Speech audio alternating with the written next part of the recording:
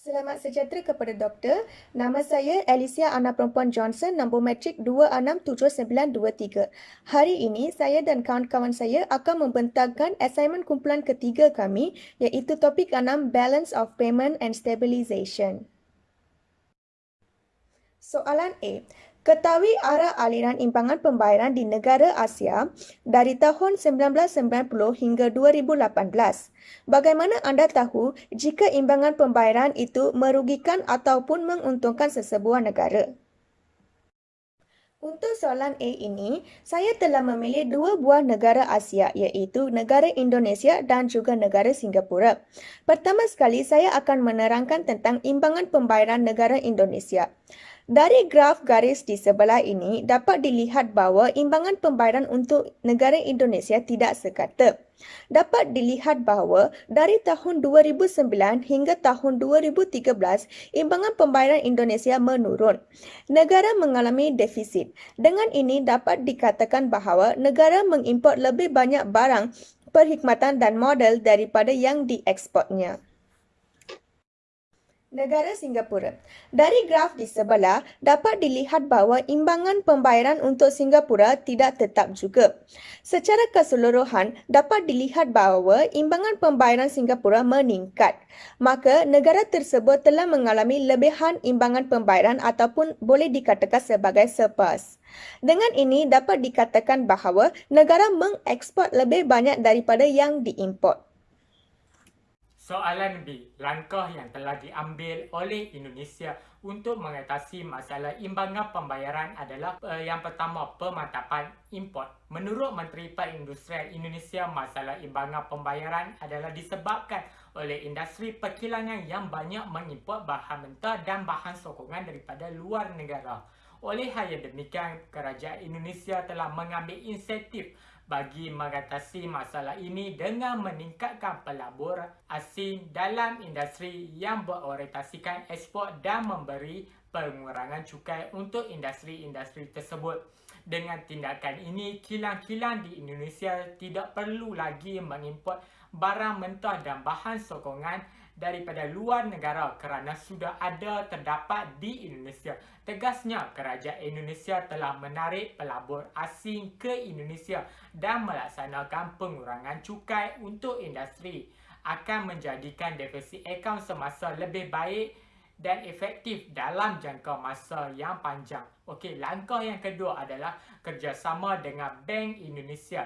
Okey, Bank Rakyat Indonesia ataupun BRI merupakan salah satu bank pertukaran asing yang terbesar di Indonesia. BRI telah bekerjasama dengan kerajaan Indonesia dengan memberi komitmen dalam memulihkan masalah imbangan pembayaran di Indonesia dengan membantu mengembangkan perindustrian ekspor di Indonesia, terutamanya di segmen perusahaan mikro, kecil dan sederhana. Salah satu bukti BPI telah membantu memulihkan masalah imbangan pembayaran di Indonesia adalah dengan menyokong pameran maya perdagangan ekspor Indonesia 2020 yang diadakan pada 11 hingga 16 November 2020 yang dirasmikan oleh Presiden Indonesia iaitu Joko Widodo. Pameran ini telah diadakan bertujuan untuk mempromosikan produk berkualiti buatan Indonesia melalui platform maya untuk pasaran antarabangsa, mengembangkan jaringan perdagangan dan mempersembahkan pameran produk Indonesia primer dan pada akhirnya diharapkan dapat meningkatkan ekspor Indonesia dan seterusnya memulihkan masalah imbangan pembayaran di Indonesia.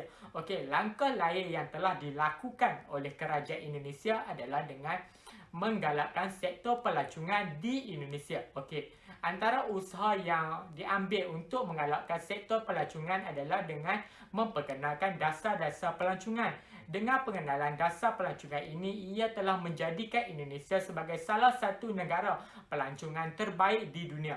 Menurut laporan pelancongan TripAdvisor, Indonesia telah ada di kedudukan keempat daripada 25 destinasi di dalam dunia pada tahun 2018. Hal ini telah mendorong kemasukan pelancong asing ke dalam Indonesia bertambah. Melalui dasar itu juga, Indonesia telah berjaya menarik pelbagai dan banyak komitmen daripada pelabur asing jumlah 70 juta USD. Di samping itu, melalui dasar ini, ia telah membantu pengurangan pelancong tempatan ke luar negara dan menggalakkan rakyat tempatan untuk melancong dalam negara.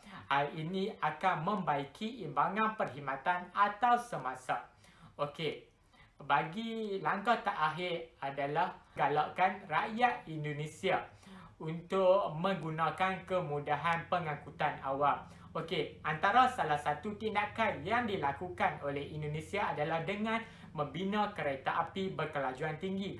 Menurut laporan akhbar Berita Harian, Kementerian Pengangkutan Indonesia telah memeterai perjanjian kerjasama penyelidikan dan pembangunan sumber manusia mengenai operasi perkhidmatan kereta api berkelajuan tinggi. Kerjasama itu membabitkan syarikat gabungan China dan Indonesia KCIC untuk mengendalikan operasi kereta berkelajuan laju daripada Jakarta hingga ke Bandar. Hasil daripada perjanjian itu, kerajaan Indonesia telah berjaya untuk memeterai perjanjian untuk membina kereta api sejauh 142 km. Pembinaan kereta api itu akan mengurangkan penggunaan pengangkutan dari luar negara. Okey, pembinaan kereta api ini juga akan mengurangkan bayaran keluar dan seterusnya membaiki imbangan perkhidmatan atau semasa. Assalamualaikum dan hai, nama saya Muhammad Nafari bin Mak Razi, nombor metrik 259364 dan hari ini saya akan membincangkan tentang program penstabilan tabung kewangan antarabangsa IMF.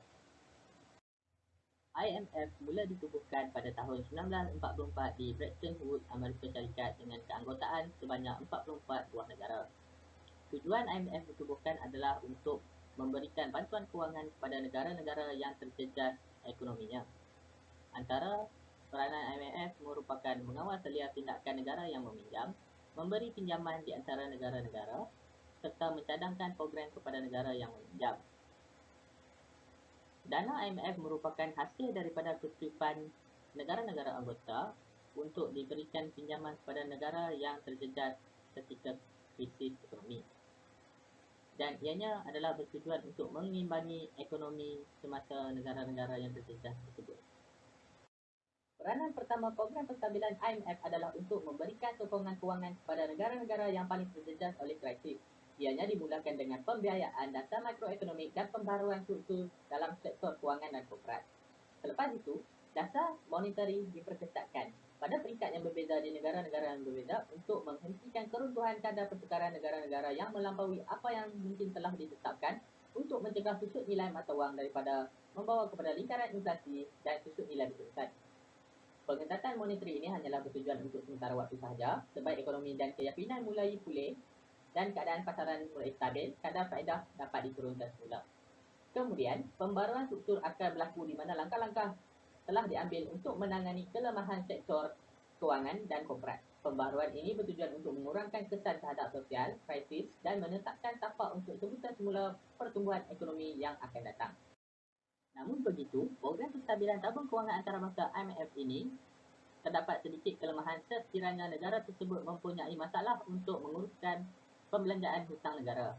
IMF akan mewujudkan campur tangan dalam urusan kewangan negara serta negara akan kehilangan sedikit kebebasan dalam mengatur strategi ekonomi negara. IMF juga akan membuat penyusunan semula ekonomi makro serta mengubah semula polisi kewangan. Selain itu, IMF juga mempunyai kawalan terhadap pembelanjaan kerajaan serta nilai mata wang negara dikawal oleh pihak IMF. Oleh yang demikian, membuat pinjaman daripada pihak IMF merupakan langkah yang wajar diambil sebagai pilihan yang terakhir. Hal ini kerana negara kita hanya akan mempunyai kawalan pembelanjaan yang lebih baik dalam menguruskan pembelanjaan hutang negara sekiranya negara kita tidak mempunyai masalah dalam pembayaran hutang.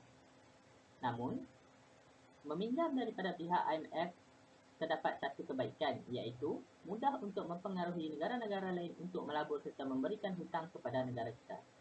Sekian, terima kasih.